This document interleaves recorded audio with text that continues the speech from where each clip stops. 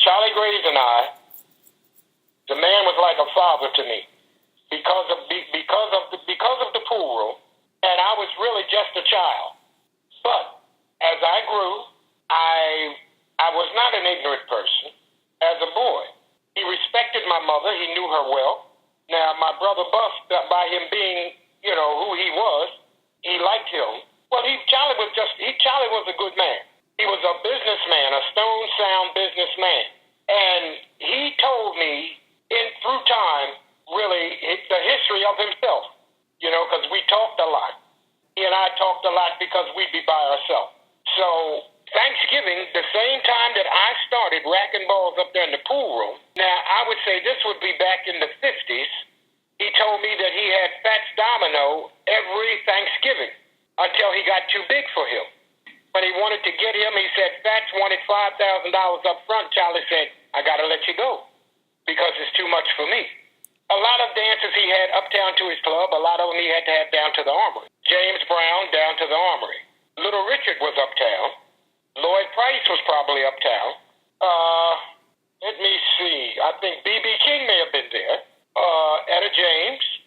I know Lloyd was there because I knew Lloyd myself. His daughter and I went to school together. Lloyd gave me because Lloyd Price married a lady from down to Kent Island. And I guess this was probably around 82. Lloyd came down from New York and he gave me an album. And me and my fool self left it down there in the house. Like, I don't know what, I don't know. I really don't know. I don't have an excuse. Left the damn thing. Fats had more hits on a jukebox than you could shake a stick at. He was damn near, if you research this thing right, he was damn near coming out with a hit every other week. He was coming out with something, I would probably say 7 or 8 years maybe. Charlie told me, he said, Kenny, he said, look, he said, what this place needs to be knocked down and rebuilt. He said, but I'm too damn old. He said, I would do it. He said, I wish I could. He said, but it's got late on me. He said, I'm too old to do this again. He said, so I just have to, we just have to stick it out. So, for business purposes, he had a social club, he had a pool room, he had a bar, he had a grocery store. He had 4 or 5 businesses under one roof, and that's how he sold it. And when he did, I was with him. That's how much he thought of me. He bought a new Cadillac in 74. I'll never forget it. And I guess 10 years later, he gave it to me. And what made it so bad, he said, Kenny, I don't know what the hell's wrong with me. He said, I needed some money. He said, I went down to People's Bank and got a loan on this damn thing. He said, I've been paid it off.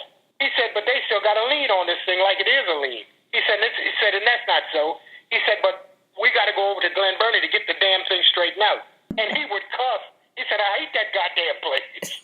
He said, when you get there and get in line, when you get up to the window, somebody's going to say, next window, please. He did not lie. We went on a Friday afternoon, and just as we got up to the window and that woman said, next window, please, he cut his eyes over at me.